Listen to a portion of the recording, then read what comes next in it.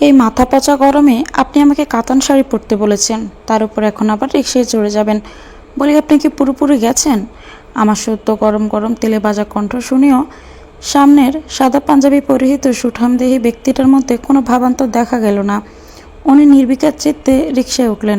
ডান পাশে চেপে বসে অগোছালো চুল হাতরে আরও অগোছালো করতে করতে বললেন, একটু জলদি উঠুন। যেভাবে বিয়ে বাড়ির মতো সেজে এসেছেন, মানুষজন তো ভাববে আপনাকে ভরা আসর থেকে পালিয়ে নিয়ে যাচ্ছে। আমি চোখে আগ্নেয়গিরি নিয়ে চাইলাম। মাথার উপর জ্বলন্ত সূর্য, গরমে যান যায় যায় অবস্থা। এর মধ্যে লোকটার এমন কথায় কর্মকাণ্ডে রাগে ঠোঁট কাঁপছে। রাগ উপশম করার উপায়ন্তর না পেয়ে দাঁত দিয়ে ঠোঁট কামড়ে ধরলাম। লাল পাড় সাদা সোনালি রঙের কাতান শাড়ির সাথে মিলিয়ে গাঢ় লাল লিপস্টিক দিয়েছিলাম, সেগুলো বোধহয় উঠে দাঁতে লেগে গেছে। 1-2 মিনিট সেভাবেই কেটে গেল। রাস্তার দুজন আর চোখে তাকাচ্ছে। রিক্সাওয়ালা মামা মনে হয় এখন বলে বসবে, আপনারা অন্য রিক্সায় যান, আমার দেরি হইতেছে। আমাকে ঠায় দাঁড়িয়ে থাকতে দেখে উনি আমার দিকে হাত বাড়িয়ে দিয়ে কণ্ঠ কিঞ্চিত বিরক্তি নিয়ে বললেন, উঠতে পারছেন না? আচ্ছা হাতটা দিন, দৌড়ে ওঠাই। আপনি দেখছি কিছুই পারেন না। আমি হাত দিলাম না। এক পলক আশেপাশে তাকিয়ে লোকজনের ফাঁকা নজরগুলো প্রখর করে নিলাম। অতঃপর দ্রুত উঠে বসলাম অসহ্যকর লোকটার পাশে। আমি উঠতে উনি হাত সরিয়ে নিয়ে আরও একটু চেপে গেলেন। রিক্সা চলতে শুরু করলো। আপনি থমথমে চেহারায় বসে আছি। বাবা কীভাবে হাত বুদ্ধি লোকটার সাথে আমার বিয়ে পাকা করে ফেলেছে আমি ভেবে পাচ্ছি না। শুনেছে টাকা পয়সা ভালোই আছে, তবে গাড়ি না এনে এই গরমে রিক্সায় যাওয়ার শখ কেন হলো বুঝতে পারছি না। মা আসার সময় কড়া গলায় বলে দিয়েছেন, আহসানের সাথে কোনো রকম উচ্চবাক্য করবি না, তোর বাবার খুব পছন্দের ছেলেটাকে। ওনার কানে গেলে এবার কিন্তু খুব খারাপ হয়ে যাবে, আমি সাবধান করে দিলাম। আর তোকে তোর বাবার অনুমতি নিয়েই ঘুরতে নিয়ে যাচ্ছে, তাই লক্ষ্মী মেয়ের মতো ঘুরে ফিরে আবার ওর সাথে চলে আসবি, মনে থাকে যেন। মিনিট 5 না পেরোতেই রিকশার হুডটা তুলে দিলেন আহসান। ফলস্বরূপ মধ্যকার দূরত্ব একটু কমে গেলেও মাথার উপর ছায়া পড়ে যাওয়ায় একটু যেন স্বস্তি মিলল। আমি ফুস করে শ্বাস ছেড়ে সামনের চুলগুলো কাঁধের পিছনে দিতে দিতে আহসান ঝুঁকে আসলেন আমার দিকে। আমি থতমত খাওয়া দৃষ্টিতে ওনার দিকে তাকালাম। ওনার চোখ আমার গলার দিকে। মুহূর্তে যেন তুমুল অস্বস্তি ঘিরে ধরলো আমাকে। উনি চোখ সরিয়ে নিলেন। আরও একটু ঝুঁকে আমার পাশে হুট লাগানোর লোহার জিনিসটার দিকে হাত বাড়িয়ে দিতে দিতে বললেন, আপনি তো ঘেমে নিয়ে একেবারে আইসক্রিমের মতো গলে যাচ্ছেন, দেখি সরুন, হুডটা আটকে দেই। আমি তৎক্ষণাৎ মাথাসহ শরীরটা একটু পিছিয়ে দিলাম। উনি হুডটা আটকে দিয়ে ঝুলে থাকা শাড়ির আঁচলটা কোলের উপর উঠিয়ে দিয়ে আস্তে করে বললেন, সামনে রাখুন। চাকায় পেঁচিয়ে গেলে কথাটা বলেই সরে গেলেন ইনি। তারপর এতটাই চেপে বসলেন যে একটু যাকে দিলে রিকশার বাইরে চলে যাবেন। আমি খানিকক্ষণ ইতস্ত করলাম, তারপর নিজে একটু চেপে গিয়ে মিনমিনে কণ্ঠে বললাম, জায়গা আছে, আপনি একটু এদিকে আসেন, পড়ে যাবেন তো। আহসান তাকালেন সরাসরি চোখের মনেতে। আমি হড়মড় করে চোখ নামিয়ে নিলাম। কেন নিলাম নিজেও জানি না। আহসান বোধহয় ঠোঁট চেপে হাসলেন। তারপর বললেন, আপনি আরাম করে বসুন চৈতি, আমার হুটহাট থুবড়ে পড়ার অভ্যেস নেই। শেষের কথাটা শুনে এতক্ষণ যে বিন্দু পরিমাণ ভালো লাগাটা সৃষ্টি হয়েছিল সেটাও যেন কর্পণ্যের মতো উবে গেল। ওনারা যেদিন দেখতে আসলেন সেদিন সবার সামনে শাড়িতে পা বেজে মুখ থুবড়ে পড়ে গিয়েছিলাম আমি। আপু অবশ্য তাড়াতাড়ি উঠিয়ে দিয়েছিলেন, কিন্তু মানসম্মানটা তো থুবড়ে পড়ার সাথে সাথে সেই মাটির সাথেই মিশে গিয়েছিল। সেদিনের অপমান হওয়ার সহ্য করতে পারলেও এই লোকটার কথা আমার সহ্য হলো না। দাঁতে দাঁত চেপে আমি বলে উঠলাম, আপনি কিন্তু আমাকে অপমান করছেন। সেই দিনের ঘটনাটা নেহাতি একটা অ্যাক্সিডেন্ট ছিল। আমি তো কোনো ঘটনার কথাই বলিনি, জাস্ট বলেছি যে আবার পড়ে যাওয়ার অভ্যেস নেই, তাই আপনি হাত পা ছড়িয়ে যেভাবে ইচ্ছে বসুন, কোনো অসুবিধা হবে না। আমি দ্বিগুণ তেতে উঠলাম, চড়া গলায় বললাম, আপনার অভ্যেস নেই মানেই তো বলতে চাচ্ছেন যে আমার অভ্যেস আছে? আমি কি ছোট বাচ্চা যে কিছু বুঝি না? উনি কোনো রকম জবাব দিলেন না। শান্ত দৃষ্টিতে আমার দিকে তাকিয়ে আবার রাস্তার দিকে তাকালেন। এই পাত্তাহীন বাবাটাই যেন আগুন ধরিয়ে দিল শরীরে। আমার এই একটা সমস্যা, অল্পতে রাগ উঠে যায়। এই সমস্যার কারণে আমি কারোর সাথে মিশতে পারি না। কেউ কিছু বললে মাথা ধরে যায়, হুঁশ হারিয়ে চিল্লাচিল্লি করে ফেলি। এবারও ব্যতিক্রম হলো না। অন্য কোনো বিষয় না পেরে পূর্বের বিষয়টা নিয়ে চেঁচিয়ে উঠে বললাম, আপনি আমাকে কাতান শাড়ি কেন পরতে বলেছেন? আপনার জন্য আমার এত গরম লাগছে, অসহ্যকর লাগছে। এ মামা রিক্সা থামান, আমি নেমে যাব। বাবা বকলে বকবে, তবু আপনার সাথে আর 1 সেকেন্ডও না। আর বিয়ে তো নয়। রিক্সাওয়ালা মামা ঘাড় ঘুরিয়ে আহসানের দিকে তাকালেন। আহসান তাকে রিক্সা চালিয়ে যাওয়ার ইশারা করে আমার দিকে চেয়ে আগের মতো নম্র কণ্ঠে বললেন, আমি পড়তে বলেছি বলে আপনার পড়তে হবে? আপনি পড়েছেন কেন? না পড়লেই হতো। আপনি আমাকে জোর করেছেন। সিরিয়াসলি?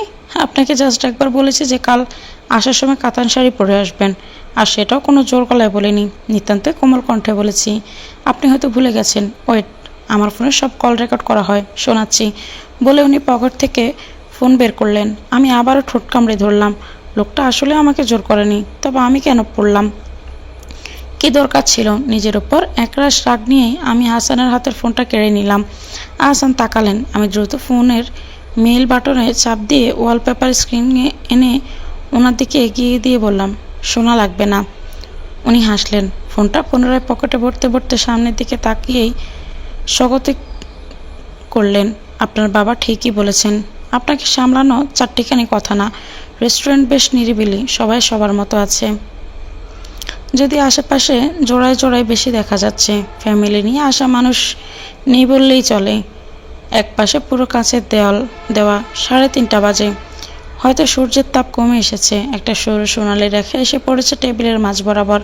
আহসান বসেছেন আমার মুখোমুখি। আমি প্লেটের দিকে তাকিয়ে চুপচাপ খাবার খাচ্ছি। চামচ দিয়ে চিকেন ফ্রাইটা কাটতে পারছি না বলে মেজাজ এবার সত্যি চড়ে যাচ্ছে। এসির মধ্যেও কপালে বিন্দু বিন্দু ঘাম। হঠাৎই আহসান ডাকলেন, চৈতি। আমি তাকালাম। ওনার ডাকটায় কী যেন একটা ছিল। ভেতরটা কেমন ঠান্ডা হয়ে গেল। মুখে একগাল খাবার থাকায় গাল ফুলে আছে। আমি দ্রুত খাবারটা গিলে নিলাম। আহসান পলকহীন দৃষ্টিতে তাকিয়ে আছেন আমার দিকে। আমার চোখ প্রশ্নাক্ত। লোকটাকে তাকিয়ে থাকার জন্য এভাবে ডাকলো? আমি মুখ ফুটে কিছু বলার আগে উনি ছোট্ট করে বললেন, আপনাকে সুন্দর লাগছে। আমি হালকা কেসে উঠলাম। খাবারটা তো সে কখন গিলে ফেলেছি, তাহলে এখন কি আটকালো গলায়? উনি পানি এগিয়ে দিলেন। আমি পানিতে চুমুক দিয়ে আবারও খাওয়া মনোযোগ দিলাম। চামচ আর প্লেটের সাথে এক প্রকার যুদ্ধ ঘোষণা করে চিকেন ফ্রাই থেকে মাংস ছাড়ানোর চেষ্টা করতে লাগলাম। এই রেস্টুরেন্টে এই একটা সমস্যা, বাসায় থাকলে এতক্ষণ হাত মাখিয়ে খাওয়া শুরু করে দিতাম। হঠাৎই বুঝলাম আমি হাসানের দিকে তাকাতে পারছি না। আচ্ছা, আমার কি কোনোভাবে লজ্জা লাগছে? আপনি টমেটো চেনেন তো? টমেটো কেনা চেনে? ওনার দিকে না তাকিয়ে খাবার চেবাতে চেবাতে উত্তরটা দিলাম, আপনাকে না পুরো টমেটোর মতো লাগছে। এই যে গাল দুটো পুরো ফাঁকা ফাঁকা লাল টমেটো। এই গরমের মধ্যে টমেটো খুবই মূল্যবান একটা জিনিস, বুঝলেন? আমি বিস্ফোরিত নয়নে তাকালাম। ঝালঝাল কণ্ঠে বললাম, আপনি কিন্তু। উনি আমাকে বাকিটা বলার সুযোগ দিলেন না। টেবিলের সাথে কর্ষণ করে হালকা শব্দ তুলে নিজের প্লেটটা আমার দিকে এগিয়ে দিয়ে বললেন, আপনি এটা খান, মাংস ছাড়িয়ে দিয়েছি। আমি প্লেটের দিকে তাকিয়ে দেখলাম উনি মাংসটা ছোট ছোট করে ছিঁড়ে একপাশে জড়ো করে রেখেছেন। বাকি খাবারগুলো আগের মতোই আছে। লোকটা এতক্ষণ খায়নি? আমি তো খেয়ালই করিনি। তাহলে করছিলটা কি? আমরা এখানে এসেছি প্রায় আধা ঘন্টা পেরিয়ে গেছে। আমি চামচ নাড়াচাড়া করতে করতে বললাম, আপনি খাবেন না? উনি মুচকি এসে আমার অর্ধেক খাওয়া এটো প্লেটটা নিচের দিকে টেনে নিলেন। বললেন, আমার এতেই চলবে। আপনি জলদি শেষ করুন। সন্ধ্যার আগে বাড়ি পৌঁছে দিতে বলেছেন আঙ্কেল। আমি ইতস্ত করলাম। ওদিকে আহসান দিব্যি আমার এটো খাবারটা মুখে পুরে নিয়েছেন। বিকেল নেমে যাচ্ছে। সূর্য ডুবু ডুবু। রাস্তার ধারে ধারে হাঁটছি আমরা। আমাদের বাসার ওদিকে রিক্সা যেতে চাচ্ছে না। চায়ের দোকানের লোকগুলো আর চোখে অনবরত দেখে যাচ্ছে আমাদের, বিশেষ করে আমাকে। আমি গুটি গুটি পায়ে হাঁটছি। সারিতে যদি কোনোভাবে পা পেছিয়ে যায় তবেই শেষ। পাশ দিয়ে হাই স্পিডে একটা প্রাইভেট কার চলে গেল। আর একটু হলে আমার গায়ের উপর উঠে যেত। ভয়ের চোটে শক্ত করে হাসানের বাহু আঁকড়ে ধরলাম আমি। আহসান গাড় ফিরিয়ে একবার দেখে নিলেন। আমি লজ্জিত ভঙ্গিতে হাতটা সরিয়ে নিলে উনি অন্যদিকে তাকিয়ে কোমল স্বরে বললেন, ধরে রাখুন। আমি যেন এই কথাটা শোনার অপেক্ষাতেই ছিলাম। উনি মুখ ফুটে তা বলে দিতেই বিনা দ্বিধায় খুব শক্ত করে আঁকড়ে ধরলাম হাতটা। উনি হাসলেন। গাড় বাঁকিয়ে আমার চোখের দিকে চেয়ে বললেন, এসেই পড়েছি। মোড় ঘুরলে হাজার হাজার রিক্সা পাওয়া যাবে। আপনি এত ভীতু আগে জানলে আপনাকে ইট পাথরের রাস্তায় আনতাম না, প্লেন ভাড়া করে আকাশপথে ঘুরাতাম। আমি বার কয়েক পিট করে তাকালাম। রাগত কণ্ঠে কিছু বলতে চেয়েও যেন বলতে পারলাম না। হঠাৎই বুঝলাম আমার আর রাগ লাগছে না। কেন যেন রাগ উঠছেই না। অদ্ভুত। এই রাগী বদমেজাজি মেয়েটার রাগগুলো কোথাও উদয় হয়ে গেল। মোড় পেরোতে রিক্সা পেয়ে গেলাম। রাস্তাটা অনেক চলমান, একটু দাঁড়াতে জ্যাম লেগে যাবে। রিক্সাওয়ালা মামা তাড়া দিলেন। আমি শাড়ির কুচি ধরে তড়িঘড়ি করে উঠতে গেলাম। ঠিক তখনই পেছন থেকে আরেকটা রিক্সা এসে সজোরে বাড়ি খেলো আমাদের রিক্সায়। রিক্সা এগিয়ে গেল অনেকটা। আমি বেসামাল হয়ে পড়তে গেলে আহসান দ্রুত হাতটা ধরলেন। আমি সামলাতে পারলাম না, পড়ে গেলাম আহসানের উপর। আমাকে কোনো রকম জাপটে ধরলেও আহসান ঠাঁই পেলেন না। ফুটপাতের শক্ত ইটের সাথে কপাল ঠুকে যেতে গড়গড় করে রক্ত বেরিয়ে এলো। উনি উফ বলে আর্তনাদ করে উঠলেন। আমি হাঁটি করে বসে অবস্থাতে দিশেহারা হয়ে উঠলাম। ততক্ষণ আমাদের ঘিরে জটলা বেঁধে গেছে। পেছনের রিকশায় লোকটার সাথে মানুষের ঝগড়া লেগে গেছে। পরিস্থিতি উন্মাদ। আমাকে অবাক করে দিয়ে হাসান আহত অবস্থায় কোনো রকম বিলম্ব না করে উঠে দাঁড়ালেন। আমাকেও দাঁড় করে অস্থির কণ্ঠে বললেন, আপনি ঠিক আছেন? হাঁটুতে লেগেছে? আমি দুপাশে মাথা নাড়ালাম। লোকটার রক্ত দেখে কান্না পেয়ে যাচ্ছে। আমার চলো চোখ জোড়ায় চোখ পড়তে দ্রুত পকেট থেকে রুমাল বের করলেন উনি। কপালে চেপে ধরে ঝগড়া থামিয়ে রিক্সাওয়ালা মামাকে বললেন, মামা গাড়ি চলবে তো? রিক্সাওয়ালা মামা উত্তর দিলেন, চলবো ভাই। উনি দেরি না করে আমাকে উঠিয়ে দিতে দিতে বললেন, আচ্ছা আপনি সামনের কোনো ফার্মেসিতে চলুন, ভাড়া বাড়িয়ে দেবনে। কাছে একটা ফার্মেসি ছিল। পৌঁছাতে বেশিক্ষণ লাগলো না। ফার্মেসি যেয়ে কপাল থেকে রুমালটা সরাতে কেঁদে উঠলাম আমি। এতক্ষণ রুমালটা রক্তে চুপচুপ হয়ে গেলেও সেটা কপাল ছাড়া করেননি উনি। হয়তো ক্ষত দেখে আমি কেঁদে ফেলবো, সেজন্যই। আমার কান্নার গতি বাড়তে দেখে উনি স্নেহপূর্ণ কণ্ঠে বললেন, আরে কাঁদছেন কেন? আমি ঠিক আছি।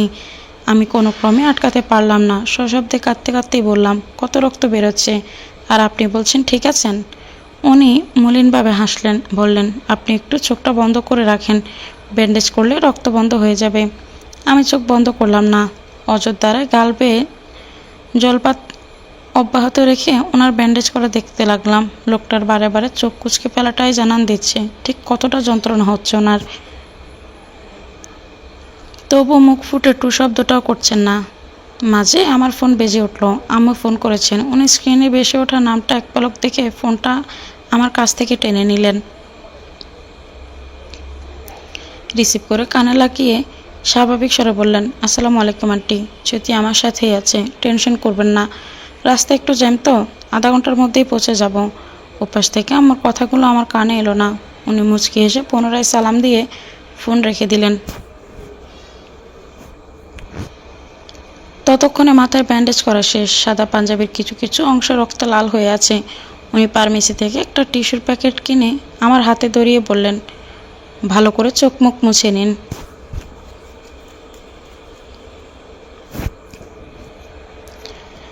আপনার বাবা দেখলে তো ভাববেন আমি আপনাকে মারধর করেছি। সন্ধ্যাবেলার মৃদু আলো ছায়া সর্বত্র। বাড়ির সামনে রিক্সা থামলো। আমি নেমে গেলাম। নামলেন উনিও। রিক্সার ভাড়া মিটিয়ে দিলেন। আমি ভাবলাম উনিও সাথে আসবেন, তাই দরজার কাছ থেকে একটু সরে দাঁড়াতে উনি হেসে বললেন, আমি যাব না, আপনি যান। রিক্সা তো ছেড়ে দিলেন, এ রাস্তায় কী করবেন? একটু কাজ আছে এদিকে, আপনি ঢুকেন। আমি কথা বাড়ালাম না। গেট পেরিয়ে ভেতরে ঢুকতে উনি বরাট কণ্ঠে ডেকে উঠলেন, চৈতি শুনেন। ওনার এক ডাকে ঘুরে দাঁড়ালাম আমি। কপালের ব্যান্ডেজের উপরও হালকা রক্ত বেশি উঠেছে। কেন যেন খুব কষ্ট হলো আমার। এত কষ্ট বোধহয় নিজের জন্য কখনো হয়নি। চোখটা আবারও ভিজে উঠেছে। উনি ধারা গলায় বললেন, আপনি কি সত্যি সত্যি বিয়েতে মানা করে দিবেন? আমি কিছুক্ষণ নিশ্চুপ থেকে আলতো হেসে উত্তর দিলাম, মনে তো হয় না।